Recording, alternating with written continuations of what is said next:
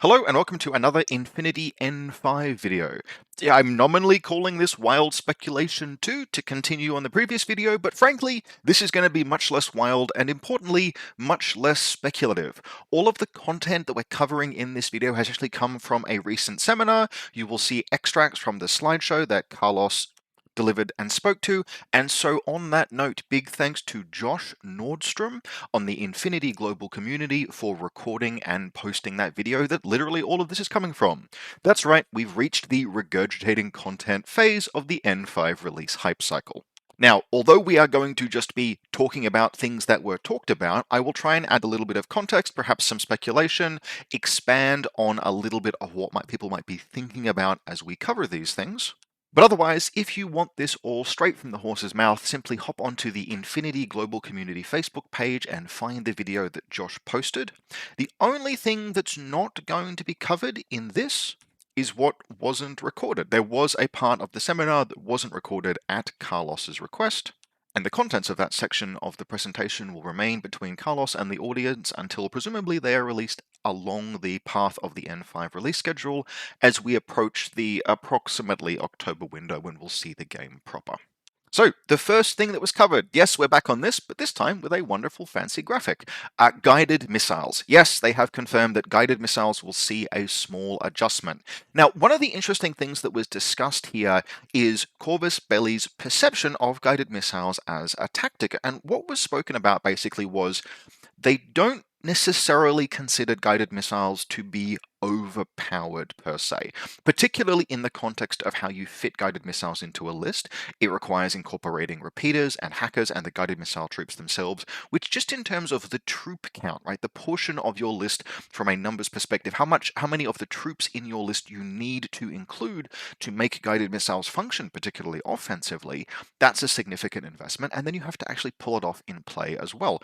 So the perspective that Corvus Belli has is that these aren't necessarily overpowered, but they are non-interactive as a tactic, and they don't want non-interactive tactics to be a first resort.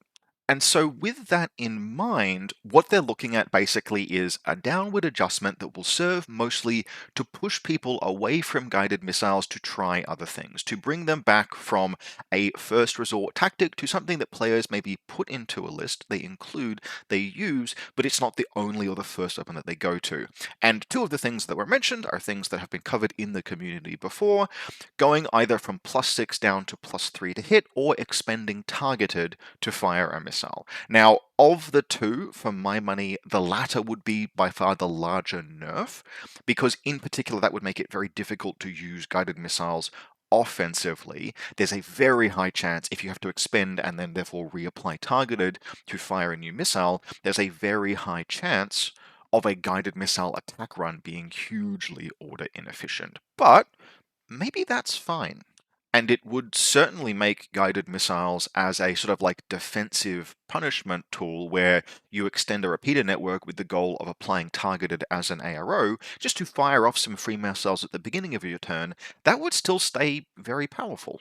So I am fine with either of these. From the sounds of it, Corvus Belli is still nailing down those final points, and of course it is only the end of August as I'm recording this, and we're looking at a late October-ish, maybe early November release window, so there's time for them to finalize that, or perhaps they've already decided and Carlos is just maintaining speculation and discussion in the community, which is his job. He's a hype man. Either way, this kind of change is the kind of thing that I think most people will be kind of happy with when it comes to this as a tactic. Now, I have no doubt that there are some absolute hardcore haters of guided missiles that wish that they would be nerfed into oblivion, but pretty much the stated design goal for any changes to guided missiles in N5 is that guided missiles stay a viable tactic, just perhaps less prominent. Now, if we look at how things that were considered to be problematic in N3 changed into N4. Stuff like jammers in particular, I would say in retrospect, were potentially over-nerfed. If you think about how jammers performed at the end of N3, where they could be fully linked and weren't disposable, and you had these really, really high reliability isolation hits on anything that came within a certain range of a link team. for my money, they probably over-nerfed jammers moving into N5, although jammers can still be good and usable, but I think they maybe over-nerfed them a little bit. It does sound like they're trying to avoid that in this case, and more find that golden path where guided missiles stay in the game, but are less prominent and are not a first-order strategy. Alright, next up we have a change to Natural Born Warrior and Martial Arts. Now, this is the slide that was shown, and what we can see here is that Natural Born Warrior is changing to only counter negative modifiers, but all positive modifiers in the combat will remain. So I can imagine that the rule will be expressed as something like, this model cannot have its close combat attribute reduced for any reason, something like that, for example. Or maybe it's just this model is immune to negative modifiers applied to them during a close combat. Now, I think most people can agree that this is a good change, in particular because it's going to mean that a natural-born warrior still has certain advantages against other kinds of close combatant. Natural-born warrior will be a useful way to differentiate certain types of high-skilled melee combatants without having what my local JSA player has complained about on many, many occasions, which is that random, untrained, angry barbarians can outfight skilled Japanese samurai with martial arts 5, people like Miyamoto Musashi, who should be the greatest duelist in the human sphere.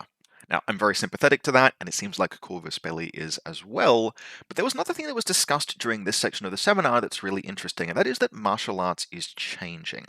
Now, not a lot of this was really covered, but one of the things that Carlos mentioned was that one of the levels of martial arts allows you to roll 2 dice and pick 1. And that's really interesting to me because that's not a rule that you can write down as something like CC attack plus 1 burst or CC attack plus 3. And what that says to me is that Corvus Belli has looked at martial arts and they look at how they've changed nested rules over the course of N4 and how martial arts as it currently exists doesn't really need to exist. You don't need a rule that gives a model +3 to its CC skill. You can just give it Close Combat 26, and we can see that on the graphic up there. You don't need a rule that gives the enemy a -3 to their roll when you make a CC attack, because CC attack -3 exists and is on certain troops. You don't need a rule that gives CC attack +1 damage, because you can just set the damage to the CC weapon in N5. And so what that tells me they're doing is they are changing martial arts to have effects that they can't write into those simple and easy rules in a model's profile. Things like roll 2 dice and pick 1. You can't write that into a rule easily. The kind of like +3 attack rule. Something else we might see, for example, is CC attack giving them a kind of like neurosynetics. There's a level of martial. We could see, this is purely speculative, we could see a level of martial arts that allows you to use your full burst in martial arts, or so full burst of close combat attacks in ARO. Right now, that's something that actually is restricted to martial arts because martial arts level 5 is the only way to get +1 burst close combat in ARO without the gang up bonuses, etc. That's something that they could translate to a martial arts level or a martial arts rule. And this is something I'm really glad to see because the fact that martial arts could be almost, not completely, but almost entirely duplicated by just putting the rules in the model's profile has been kind of a bugbear of mine for a while.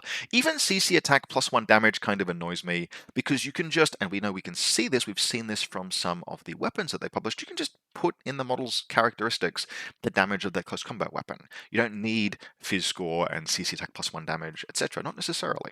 And so this decision to change martial arts to actually open up the design space and put new things into the game without actually having to invent an entirely new rule is really good. I really like that, and I'm very excited to see what some of the things that will change about how martial arts work are. Because if nothing else, that one rule that's been covered, right, effectively having what a D&D player would call advantage on your CC roll, particularly with a good close combat combatant, that's really powerful. Like the odds of if Shinobu Kitsune, for example, has the ability to roll 2 dice and pick 1, her odds of critting are very, very, very high. And that's kind of appropriate for a model of that skill. So that's cool, and I'm interested to see what they do with this. Up next, we have an entirely new mechanic, Speedball. Speedball is a mechanic inspired explicitly, apparently, by Helldiver 2's cooldown mechanic. Now, I'm gonna just put this out there. I haven't played Helldivers 2. I really like the vibe, I really like the Starship Troopers narrative, but I have tendinitis in both of my forearms and I basically can't play first-person shooters. But my partner has played it with a bunch of his friends and he freaking loves it, so I'm told it's really, really good. Now, does that mean we should incorporate bits of Helldivers 2 into Infinity? To answer that question, we actually need to look at the motivation behind this rule, which I put a big red arrow pointing toward in the extract from the slideshow that Carlos posted. Now, how will Speedball work? It's going to be a way of spending command tokens. They wanted to add more ways to spend command tokens into the game to bring down, basically to cool down an upgrade that will give a trooper an upgrade. Extra equipment, possibly with a degree of randomness, but apparently you'll be able to select from a series of categories, so it'll be like select from a big gun or a close combat weapon or something like that. The purpose of this mechanic is important. It is a counter-stagnation tool, and the way that they've chosen to frame that and describe it means that they have understood a problem that Infinity can sometimes face. And that's very interesting and very heartening. Now, what is stagnation in this context? I've previously described it in a variety of videos, battle reports, etc., of you can be locked out of being able to progress or continue to play Infinity. Now, the most common way that this can happen is what I have called previously Pan-Oceania losing. Every faction can lose a game of Infinity, but Pan-Oceania has a unique way of losing Infinity where they just lose a few face-to-face rolls at the beginning of the game. And because Pan-Oceania, kind of stereotypically, many Pan-Oceanian lists can be built with redundancy, but you can have Pan-Oceanian lists where the way that their troops advance, claim space, accomplish scenario objectives is by the application of overwhelming firepower from their big guns to let them move up the table. They don't have smoke, and maybe they don't have camouflage either. If they just get terribly unlucky and every gun you have dies to a Riot Girl missile launcher who can't stop critting, well, that's it. That's the game. You've lost. You can't progress. It's the end of your first turn. Every one of your big guns is dead because of some atrociously terrible luck, and you don't have a plan B. You can't advance under cover, like under the firepower from that enemy missile launcher. This is a stagnant game state. The enemy gets to do whatever it is they want, but you are locked down. Speedball promises to be a mechanic that will allow you at least another chance to try and resolve that deadlock. Call down a heavy machine gun or some other kind of piece of firepower that will let you have another crack at taking that face-to-face roll. Now, good table design ideally helps prevent lockout of this sort by allowing for maneuver and preventing particularly a single big gun from locking down an entire table. In the example I just gave, on an ideally designed table, one Riot Girl missile launcher would not have firepower dominance over the entire 48 by 48 inch space. But not every table is good. Not everyone owns a huge amount of terrain, and particularly when you get to events, terrain collections tend to be a little bit strained. It's very, very common at any given tournament, just because like the sheer logistical overhead of getting all of the terrain to the venue and setting it up, you're going to have some bad tables. And having a mechanic that is explicitly designed to give you just another chance to get back into the game if you hit a bad table and you get locked out into a stagnant position is potentially really good. Now, we will have to see how the execution goes. The fact that there's a degree of randomness in this, for example, potentially is a problem. And I am curious to see if there is a trigger before Speedball can be triggered. Can you just deploy a heavy machine gun on the first turn to a model that otherwise wouldn't get a heavy machine gun? That doesn't seem like it's the case. It seems like this is more meant to be something that you can use if you have lost face-to-face rolls or sustained casualties. And how they're going to write that in exactly will be very interesting to watch, as well as to see if it changes over the course of the edition. It'll also be interesting to see what are your equipment selections, because it's not always going to be a heavy machine gun that you need. Maybe there is a close assault position that you need to make. You need flamethrowers and grenades, for example. Even something like medikits and gizmo kits could potentially be good things to have called down in the middle of a game via this kind of a mechanic, things that would potentially allow you to get back in the game if you apply them correctly. So there's a lot of space here. This is very interesting. It does feel a bit tacked on, feels too judgmental a phrase, but this is definitely a bolt-on addition to the game. How it integrates to the game, whether it really has a significant effect, whether it's gated behind some kind of requirement to be used as a comeback mechanic, we will have to see. Overall, this is a rule that thematically is pretty cool, right? Like the idea of ammunition and weapon deployments into a live theater, like people have been, that's a thing that happens in real and genuine warfare. If you're an Australian, for example, the Battle of Long Tan is something in our historic cultural memory, and munition deployments were something that were very important in the course of that battle. And this has happened, like remote munition deployments are something that has happened and is kind of a part of modern and even slightly pre-modern warfare.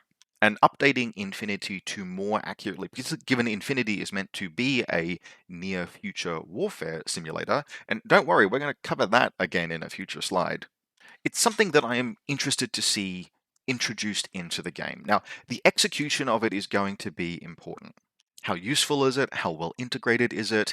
What gates are there on its application? Do you have to do something to trigger it? We don't know enough, like at all, about how Speedball will work to make a call at this stage on whether it's good or bad. But it is interesting, and the motivation behind the rule, the design motivation, is very sharp. So I am optimistic about this, but that comes with the caveat that there's a lot of ways this could either not really be a rule that matters at all, or potentially be powerful and maybe too disruptive. I say too disruptive because one of the design goals of N5 overall is a polishing the diamond kind of approach, where they don't want to seriously disrupt broadly how the game is played. And so whether or not Speedball as a rule falls within that design goal is something we will have to watch. I'm optimistic, but I'm optimistic with a fair bit of caution. Next up, we have the first of two slides covering vehicles. Now, on this slide in the presentation that he delivered, Carlos mostly just used this as an opportunity to clarify that vehicles weren't going to be tanks. We are very unlikely to see anything, for example, that is bigger than a Magariba Guard. Instead, think small, fast, sleek, and manga inspired. Think things like hover bikes and bikes, as well as rules for pilots bailing out of or leaving maybe destroyed or damaged vehicles. Now, for people who are concerned about the addition of vehicles to N5, I would like to remind you that we've had vehicles in Infinity for multiple editions. It's how motorcycles work. The motorcycle rules in N3 and N4 are simple, they are relatively straightforward. Really, it's just a trooper on a big base that can then leave that base to climb upstairs if it needs to. There aren't, for example, in N3 or N4, any rules about getting off your motorcycle if it's damaged. And I would note that is a rule that would potentially make motorcycles more powerful because it's effectively a second wound if they survive getting hit. But the base template for these rules really already exists in the game. I am not expecting vehicles to be colossally revolutionary, but I am expecting them to be kind of a cool space for new profiles. Now, to indulge in wild speculation for a moment, I would be interested in something like the Magariba Guard transitioning from tag to vehicle, because if you look at it, it's quite different to all of the other tag designs, but I have no idea what that would mean, and frankly, based on what we know about vehicles, it wouldn't necessarily be a particularly meaningful change. So this is really just yet more watch this space. The big takeaway here is that yes, vehicles will be a new unit category, but they're not going to be introducing big tanks or big mechas like anything that's bigger than a tag to the game. And I think that's probably the most important message, because if we look at how other games have changed in other editions, right, many people in the audience might be War Machine players, people will remember that in War Machine there were releases, like over the course of time, War Machine has had a literal kind of scale creep issue, where miniatures have gotten bigger and bigger and bigger, and obviously with the release of, they had battle engines and then colossals, and now in 40k we've seen things like firstly the Grey Knight baby carrier into Imperial Knights.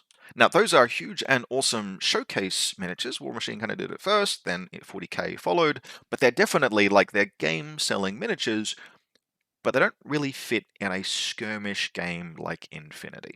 And so the basic message here is that introduction of a new unit category as an excuse to introduce some really freaking big miniatures is not something that we can expect. We're not going to see Megalodrons hitting the field of regular Infinity games. These things will be small and sleek and probably pretty cool looking if that silhouette on the slide is anything to go by.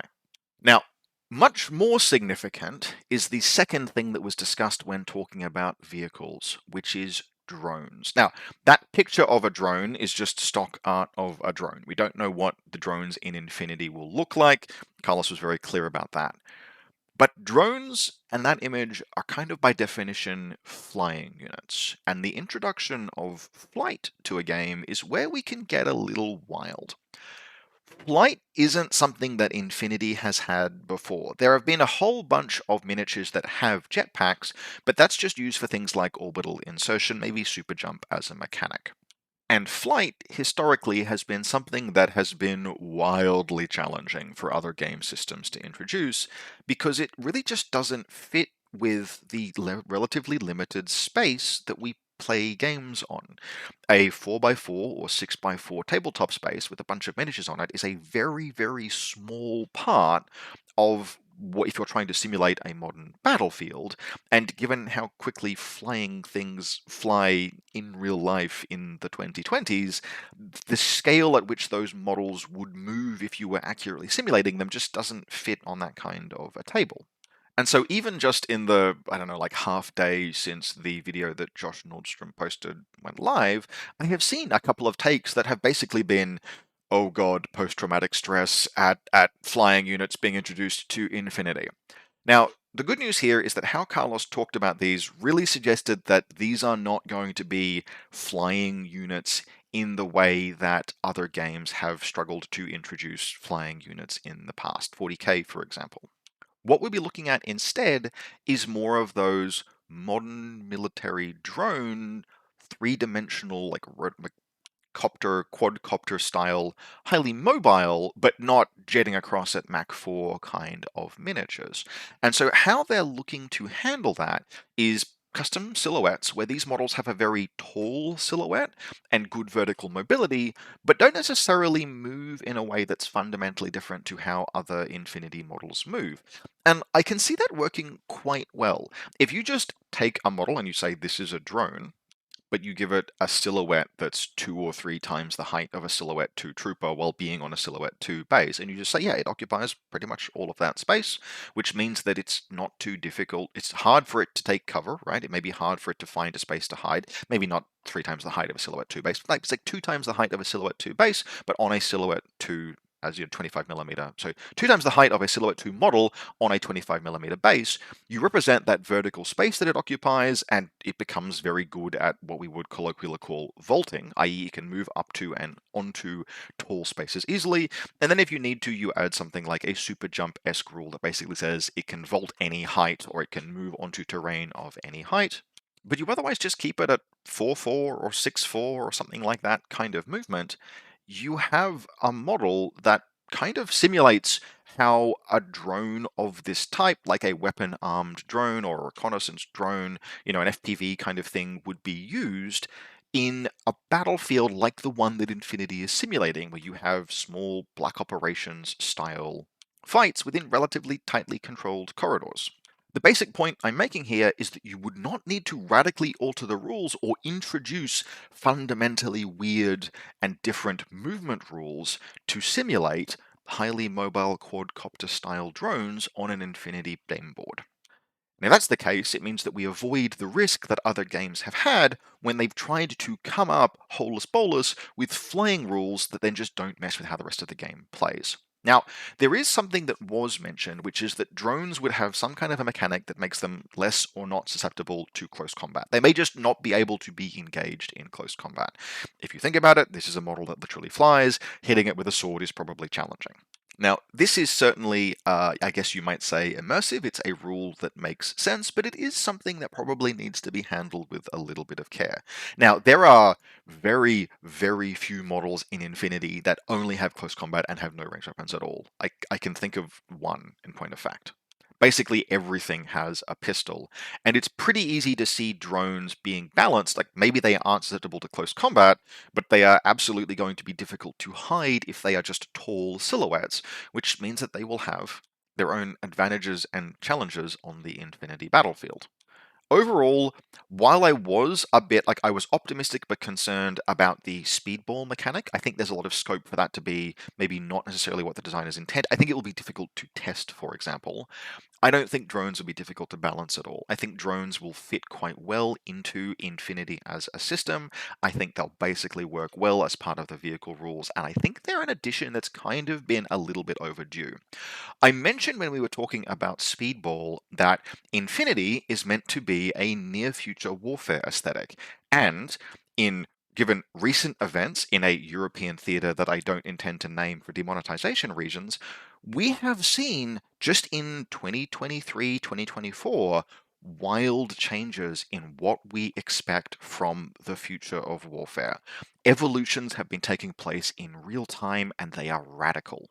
And while I have no intention of being an Australian YouTuber who talks military matters about the European theatre, because that niche is thoroughly occupied, PowerPoints and all, I do think that introducing drones and a degree of drone warfare to Infinity is actually just kind of necessary given that it's meant to be a near future warfare simulation and have a near future warfare aesthetic. We can't escape the fact that drones on the battlefield are a massive thing in 2024. And so in 200 years in the future, saying that, yeah, there just won't be drones on the battlefield is like, well, you need to justify why, because damn, we are already in that situation. The United States Replicator Initiative is a thing. Networked warfare is a thing. Next generation fighters as drone controllers is going to be a thing, like etc., etc., etc. You can find videos that are far more informed from people who actually know about that elsewhere on the internet, complete with PowerPoints if you want. The point is, purely from a narrative perspective, these kind of things have a space in Infinity. And if you're willing to put aside the horror of unmanned warfare and all that it represents for a moment, they're kind of cool as well. Again, if you're willing to put aside the horror that heavily networked warfare represents to an infantryman on the modern battlefield. And so to see those models represented in Infinity and see, frankly, like how well I expect them to fit into Infinity as a system is something that I'm very interested in. Look, frankly, my dream miniature, if I in N3 or N4 had been approached to make a profile, literally a profile of my choice, I would have made a character war core with 3 synchronized drones with flash pulses as my ideal, like my pet profile if I could have introduced it into the game at any point in the last 2 editions. And so to see the potential for things like that happening is very cool and very interesting, and I think very narratively appropriate for the kind of stories that Infinity is looking to tell. Now, just to close out a few other bits and pieces that were mentioned over the course of the seminar, since this is basically just turned into an information video at this point. The first is that the release window might slip. Although October 20th, I believe, was mentioned as the date that the rules would be available, Carlos has been told to soften that messaging a little bit, and he mentioned November as a month that we might expect to hear talked about when the release date gets firmed up. That's not hugely surprising to me. These kind of things have a habit of slipping, particularly when you think about how many products need to be released, right? It's not just the rules being available. They might release the rules in late October, but to play Infinity, we need more than just the rules. We need the profiles. We need things like Infinity Army, and if that takes a bit longer, color me surprised. Another thing that he's mentioned is that not every sectoral will be updated to N5 in full on release. Now, what was not clear is whether or not sectorals wouldn't be available, or if we would just see what we have seen literally in every previous edition of Infinity, where legacy rules get ported over. Now, I'm not sure which of those is actually more likely, because when we saw N4's release, we actually saw a bit of both of these, where the initial offering in Army did not have every faction. My beloved Toha, for example, took some time to arrive in N4. On top of that, not every army necessarily got modernized. Now, N3 was much worse for this. There were armies that were ported into N3 effectively with N2 rules. Shasvastii labored. Shasvastii, yeah, look, deal with it. Someone can complain in the comments if they made it this far into the video. The Shasvastii got ported into N3 basically with N2 rules and had to labor under the weight of that for basically the entire edition. Now, we might see some of that in N5. I doubt it will be as severe because part of the problem that Shadvasti faced was that they had such custom rules that those custom rules just didn't translate well into the new edition. What we might see is things like profile optimizations and all of the polish and balance passes that you would expect to accompany, or the attention to be placed on factions as they get translated to N5. We may see some factions that just don't fully receive that, and they're pretty much just sort of ported over, maybe with some tweaks to points cost, etc., into N5, either on release of the game or in future updates to Army as the game passes. Now, the basic messaging here was that there would be plenty of content on release of N5 for us to get into and to celebrate and to play with. But of course, we are wargamers, and many of us will have our pet factions, whether it's Toha or, a sectoral in a faction that you're playing, etc. And it may take some time for all of that to arrive in N5. Next up, and this is the last important thing, vanilla armies are going to be changing relatively significantly in the new edition. They're going to become, now these are my words, not Carlos's, they're going to become much more curated.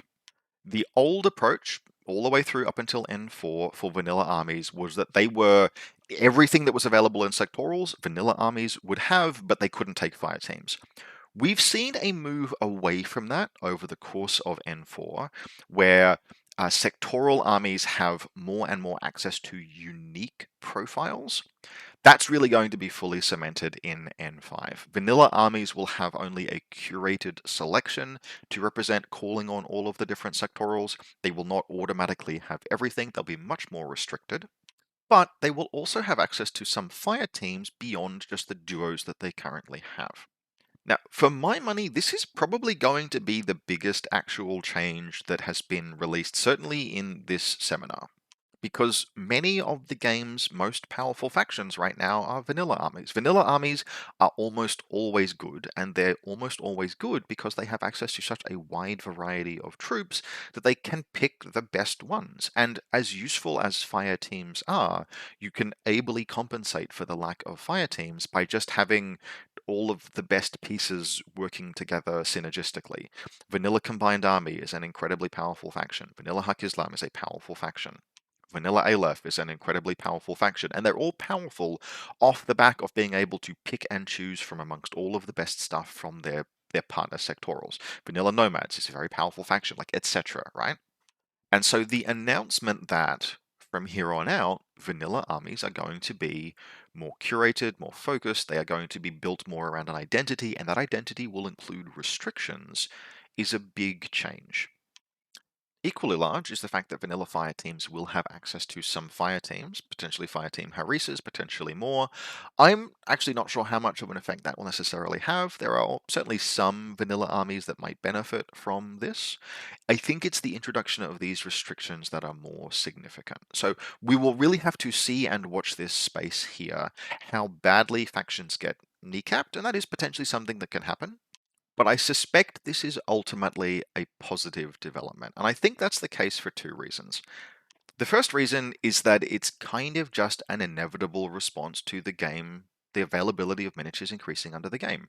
If Corvus Belli want to add new content to Infinity, then laboring under the design constraint of having to balance profiles both against the sectoral that they're being included in and designed around and the vanilla faction that they're being potentially added to, along with everything else that they might interact with in that vanilla faction, that's a significant design overhead and constraint. And having, right now, we already know that in across the course of N4, they've been willing to just say, you know what, no, vanilla doesn't get this miniature, we're not prepared to make that balance call. But having more flexibility and more freedom for the design team in that space, I think is probably, at least from a design perspective, it's going to be easier for them to flex their design chops a little bit more. They will be laboring under fewer constraints. That's particularly a good thing for the design team, which usually is a good thing for the game. The other reason why I think this is potentially a positive is that factions in Infinity are defined by their restrictions and the restrictions that they labor under as much as anything else. Restriction builds identity in a game like Infinity. What you don't have access to is much more important a lot of the time than what you do. And being able to take some hedge trimmers to the roster that vanilla factions have access to is good from that perspective. Now, it's gonna sting. I have already forecast that I'm going to lose access to my Libertos in some armies. I think that's going to happen. And now I know that I'm probably going to lose access to other profiles that I use a lot as well. But provided that they put the same attention to balance that they do to any other sectoral, and the design for N4 sectorals has universally been pretty good, the outcome here can be good. The overall outcome, I think, of greater flexibility and greater space for the design team to work in, and a reinforced identity of those vanilla factions are both good things. I'm just going to have to wear the sting a little bit as I lose access to some profiles that I almost certainly enjoyed playing over the course of previous editions. Finally, Vitality is just replacing wounds for biological units. We saw this in the profiles that were shown off at Gen Con, where a Shikami had Vitality rather than wounds. This is to avoid confusion, because Infinity says place wound markers, and so having wounds and wound markers was something that Corvus Belli didn't want to have players be confused by. So biological marker models have a Vitality attribute, they can take that many wounds, and mechanical models will have a structure attribute, and they can take that many wounds. It's just clarity in that respect. Yeah, that makes sense to me. So that wraps up this video. If you think about the other things that we've seen before, you can see plenty of that in other videos. Infinity Gamer, for example, I linked in my previous Wild Speculation N5 video, has done a bunch of summary stuff on what we can expect to see in N5 so far. The design decisions for where N5 is progressing, I am optimistic about. Now, that's not surprising. I'm kind of an optimistic person in this kind of stuff. But the goals that Corvus Belli have set and how they look to be meeting those all give me a lot of hope. The goals are sensible, they're good design goals, and they are design goals that are good for the game and that show a really good understanding of how a game is designed and communicated to the players. And they're pushing toward those. The guided missile change, whatever it will be, is intended to reduce non-interactivity. The speedball change is intended to reduce the likelihood of a stalemate or a non-progressible state. That's a really good change. We'll see how they implement it, but it's a really good idea. It's a really good concept for making sure that Infinity, over the course of a 3-round game, stays engaging and stays active and keeps progressing. These are all like good changes. The addition of vehicle rules look like they will fit quite well into how Infinity works, not add a whole bunch of bloat in for limited gain. All of this so far seems like good stuff. Now, we are looking at 2 or even 3 months worth of waiting, more news, more information before the game actually releases. If you are interested in more update style content like this, I'm happy to do it. Just say so in the comments. The previous video got a pretty good reception, and it wasn't too difficult to create the slides for this kind of a thing. So let me know how you found this. Let me know what kind of content or discussion you would like about N5. How much you would like me to stick to what we know versus what we can speculate about. Any of that kind of feedback is useful. Otherwise, look, as always, I hope you enjoyed this. If you did and you'd like to support the channel, you can do so via the Buy Me a Coffee link in the video description below, or by becoming a channel member. Big thanks to everyone who has so far. I take topic requests, battle report, army requests, anything like that, requests from channel members and channel supporters, and I'm very welcome for your support. And on that note, if anyone has gotten this far in the video and knows how to contact the people running the Colder Than Carbonite event, can you please let me know? Because one of them reached out via the Buy Me a Coffee page and left a message, and I'd like to get back to them, and I've tried to, but I don't know if they saw my reply on that page. So, yeah, Travis, my dude, how do I contact you? You can reach me in the main Infinity Discord if you need to, but we should talk. Anyway, as always, I hope very much that you enjoyed this. There will be more coming, and I will see you next time.